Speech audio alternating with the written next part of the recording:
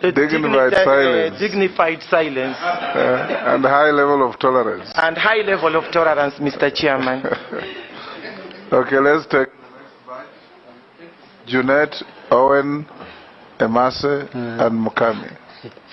Thank you, Chair. Chair, I want to admit that Aisha Jumwa Katana is also my friend.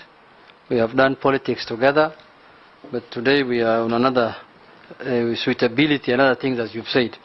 So, Chair, the question I wanted to put to the nominee is that, Chair, I know that she has given us her background and her story, and I sympathize with, I empathize with her. That is the journey of all of us. Even some of us went through the same journey to where we are. But, Chair, she is now joining the cabinet of the Republic of Kenya.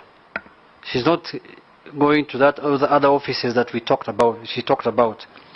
And Chair, the cabinet is one of the highest, decision-making organ of the country.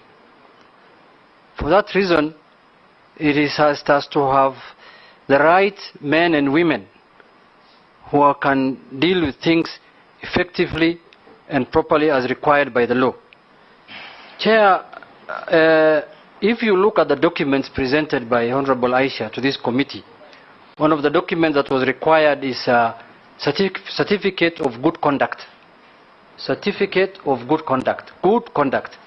But that certificate of good conduct is saying she has a murder case.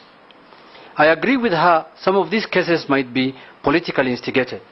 But Chair, now that those matters are before a competent court of law, the court will decide. The courts have brains also. They will say this has no evidence, this was politically instigated, and they will dismiss the case.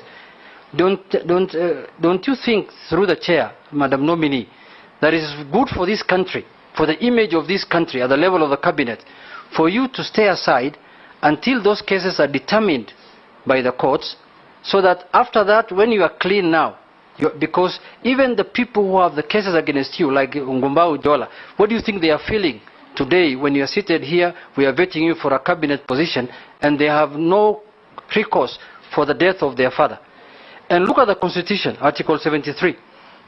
Authority assigned to state officers is a public trust to be exercised in a manner that demonstrates respect for the people, brings honor to the nation and dignity to the office.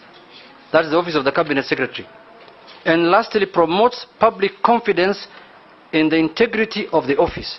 Do you think when all these cases are hanging, and I'm not judging you, I'm not saying you're guilty of those cases, but I've told you they are before a competent court of law, and I'm sure the court will decide. Don't you think you will not attract dignity and integrity to the office